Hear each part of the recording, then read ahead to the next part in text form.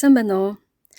Би чөлөөт цагаас үнгүй хуваалцж байгаа учраас энэ удаагийн подкастаас ахуулаад сарда ганц л удаа болж өгвөл сар болгоны 13-нд подкаст оруулж яхаар шийдлээ. Саяхан 7 сарын 24-ноос 8 сарын 11-нд дуустал Парисын зуны олимпийн эхний хэсэг болоод өнгөрсөн.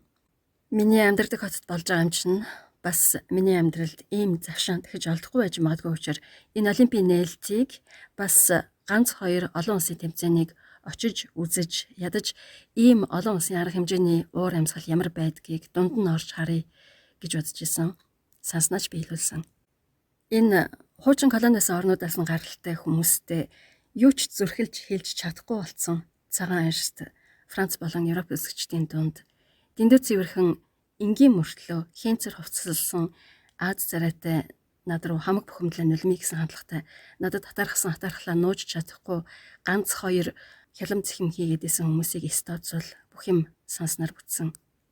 Аз гэснээс нэрэ би энэ европчуудын мэддэг өмнөд ба зүүн өмнөд Азийг ерөөсөө мэдэхгүй. Харин Сибирь бас Монголоос гаралтай бид нар бол Евро-Аз хүмүүс гэж боддог болохоор би өөрийгөө Аз гэж боддгоо. За энэ ч яах вэ?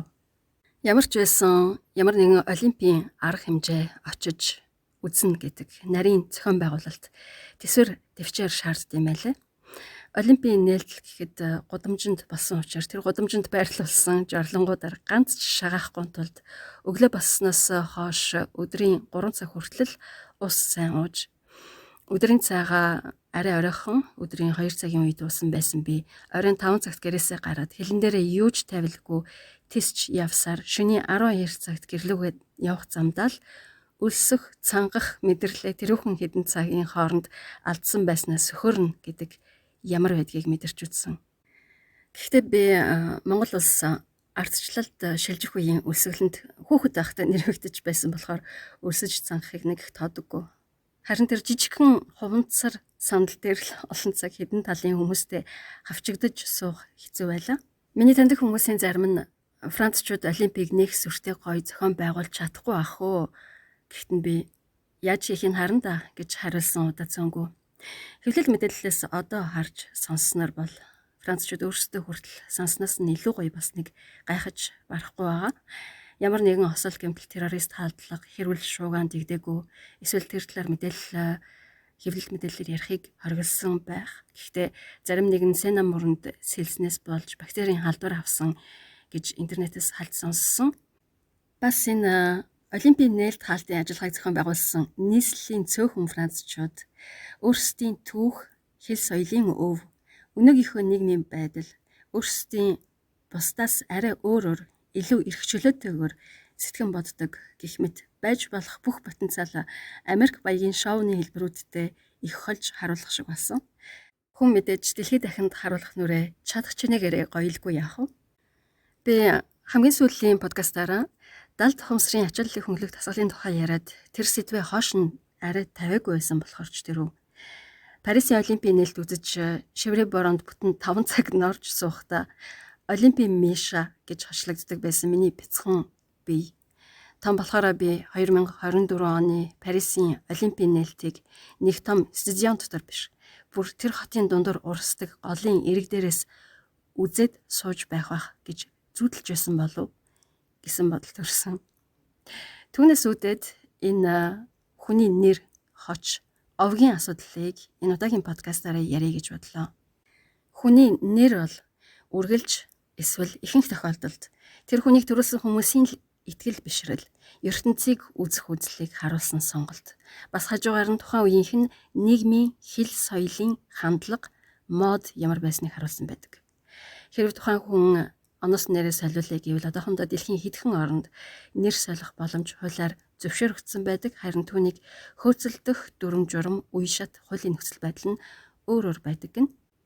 Хүний хоч гэдэг бол тухайн хувь хүнтэй холбоотой гадаад үзмж, зан аран шин ч юм уу бас түүнээс гадар илүү олон зүйл харуулдаг юм шиг.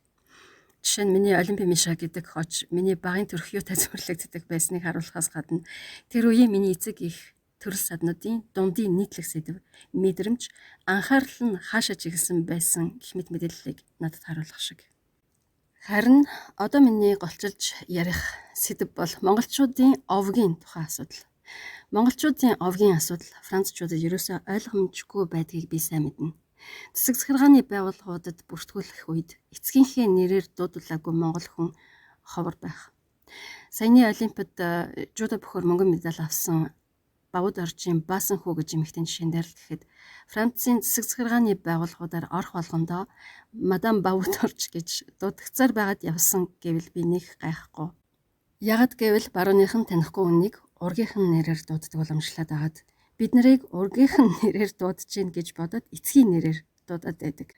Хажуугаар нэ Английн мистертэй дүүцэх Францын мадам Monsieur гэх авгаалал үг болохоор монголоор бол тухайн нөхцөл байдлаас шалтгаалаад нэг бол хатагтай ноён гэж орчуулагдана. Хүндтгэлийн бас яжилсан утгаараа тэргуй энэгуй эсвэл бүр гудамжинд танихгүй хүний анхаарал татах хэлбэр нь аха ихжээ. Одоо би Монгол овгийн жишээтэй барууны нэгэн овгийн жишээг харьцуулаад дахиад Парисын Олимпиос жишээ аваад монголчууд бидний овгийн алдааг тодруулъя. Энэ зуны Олимпийн нээлтийн төгсгөлд Эдит Пиафийн хайрын дуулал дууг дуулсан дуучин Селин Дионыг мэдэхгүй хүн одоо энэ дэлхийд ирсөөхөн байх. Селин бол мэдээж өөрийнх нь нэр, харин Дион бол аавынх нь ургийн нэр. Монголоор ургийн овогч гэдэг, ургийн нэрч гэдэг. Надад бол гарал үүслийнхээ хувьд овог аймгийн нэр учраас ургийн нэр гэсэн нь зөв юм шиг санагддаг. Селин Дионы аавынх нь нэр Адемар. Хэрв Селин монголчууд шиг аавынхаа нэрээр овголдог байсан бол Селин Адемар гэж дуудагдах байсан байх. Засаг захиргаа болон сургууль соёлын байгууллагуудаас бусад газар ихэнхдээ эхлээд нэрийг дараа нь овгийг хэлдэг. Хэрв Селин зарим монголчууд шиг ээжийнхээ нэрээр овголдог байсан бол Селин Мари-Терез гэж дуудагдах байсан байх. Дундад зууны 1100 оноос ахуулаад бараг Чингис хааныг төрөхөөс өмнөх үеэс ахуулаад энэ Европын ихэнх орнуудад хүний овгийн асуудлыг тодорхойлж хуульчилж эхэлсэн гэдэг. Тэр үеийн хүмүүс нэг бол амьдарч байгаа газрынхаа нэрнээс, нэг бол хийдэг мэрэгжлээсээ эсвэл гадаад төрх ааш зангаасаа санаа авч, үгүй бол тэрний хүү, энэний хүү гэсэн утгатай дагавар нэрэндээ залгаж ургийн нэр үүсгэж бүртгүүлсэн гинлээ. Амьдарч байгаа газрынхаа нэрнээс санаа авч бүртгүүлсэн ургийн нэрний жишээ гэвэл Англи Хил гэж аваг бий, уулын ингэр гэсэн утгатай. Эсвэл Франц Дюбуа гэж аваг байна, ой модноос гаралтай гэсэн утгатай. Хийдэг мэрэгжлээсээ санаа авч бүртгүүлсэн ургийн нэрний жишээ гэвэл Англи Смит гэж аваг бий, төмрийн тархан гэсэн утгатай. Эсвэл Герман Фишер гэж аваг байна, загасчин гэсэн утгатай. Гадаад төрх зан араншингаас санаа авч бүртгүүлсэн ургийн нэрний жишээ гэвэл Англи Блейк гэж аваг бий. Эртний англи хэлээр бол хар эсвэл цонхгор гэсэн утгатай. Эсвэл Герман Кейзер гэж аваг байна. Цезарийн өөр нэг хэлбэр эзэн хаан шиг төрхтэй гэсэн утгатай. Бас онгро гэсэн утгатай. Франц жишээ гэвэл Le Grand, Франц хэл мэдгүй хүн бол Le Grand гэж хэлээд байдаг. Өндөр, том бит гэсэн утгатай. Энэ мэт Grand Nez буюу том хамарч гэсэн утгатай ургийн нэрч бий. Тэрний энэний хүү охин гэсэн утгатай дагавар нэрэндээ залгаж ургийн нэр үүсгэсэн овгийн жишээ гэвэл Jackson. Өгчлбэл Джекийн хүү гэсэн утгатай. Мартинез буюу Мартины хүүхэд, эсвэл славчуудын Ев, Оф төгсгөлтэй овгууд гэх мэт. Майкл Джексоны жишээнээс би юух гээд байгаагаа дахиж тайлбарлавал бүр илүү ойлгомжтой болох байх.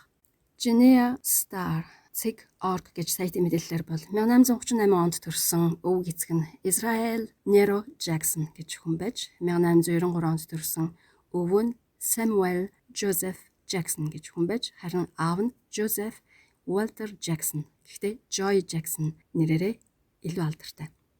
Хэрв Майкл Джексоныг бас Janet Jackson-ыг бусад ах トゥ нартай хамт монголчууд шиг эцгийнх нь нэрээр овголдог байсан бол Michael Joseph, Janet Joseph гэх байсан. Хэрв Майкл Джексоны охин Парисыг монгол маягаар ургийн нэрээр нь овголохгүй эцгийнх нь нэрээр овголсон бол Paris Michael гэх байсан байх. Гэтэл тэгдэггүй Paris Jackson гэж дууддаг. Тэгэхээр юу гэж байна вэ гэхээр монголчуудад ч гэсэн ургийн нэрээрээ овглох боломж ирэх бий. Монголчууд ургийн нэртэй болоод удаагүй байгаа. Дөнгөж 20 гаруй жил л болж байгаа. Шинжлэх ухааны академийн түүхийн хүрээлэнгээс гаргасан Монгол улсын угсаатны зөв гэд 4 бот номын эхний ботын 30-аас 58 дахь хуудсанд монголчуудад ч гэсэн энэ барууныхан шиг дундад эртний Монгол овогтны улбаатай нэрс мөн эрхлэх ажил төрөл хочноос үүссэн бүлгүүдийн нэрс гэж ямар нэрс байсныг бүгдийг жагсааж нийт 87 ургийн нэрийг одоогийн газар зүйн нэршлэр хаавар амьдардаг байсныг нь тодорхойлоод хүснэгтэнд ангилж хэвлэсэн байдаг. 2012 оны хэвлэл нь тэр ботыг дахиж хэвлэсэн үгийг би сайн мэдэхгүй. Бас энэ эртний Монгол овогтны нэрсийн жагсаалтанд өөрчлөлт орсон үгийг би мэдэхгүй. Дундад эртний Монгол овогтны улбаатай нэрсээс дурдвал боржгон, хатгин, тангууд, гэрүүд, харчин гэх мэт. Бас эрхлэх ажил төрөл хочноос үүссэн бүлгүүдийн нэрсээс дурдвал үнэгнийхэн, орсынхан, адуучин, муу майханд, хавчгууд гэх мэт. Хэрвээ түрүүний яриад байсан Жуда бүхийн мөнгөн медальт Бавд оржийн Баасан хүү гэж эмэгтэй ургийн нэр нь эртний Монгол овогтны улбаатай нэрсүүдийн нэг Барнууд байлаа гэж бодоход олон улсад тэр хүн Баасан хүү Барнууд гэж дуудагдах ёстой. Бөгөөд иргэний үнэмлэх паспорт хоёр дээр нь энэ хоёр нэр л тэмдэглэгдэх ёстой. Яагаад гэвэл энэ бол олон улсын жишг.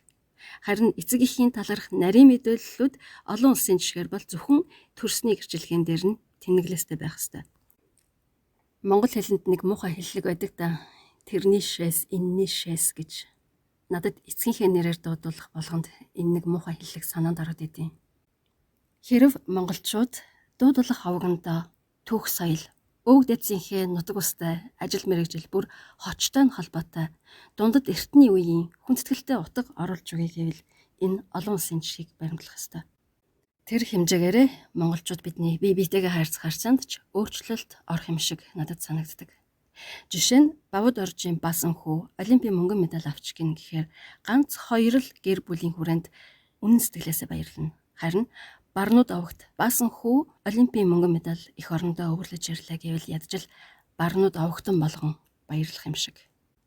Үүн дээр бас нэг өөр асуудал нэмэгдэнэ.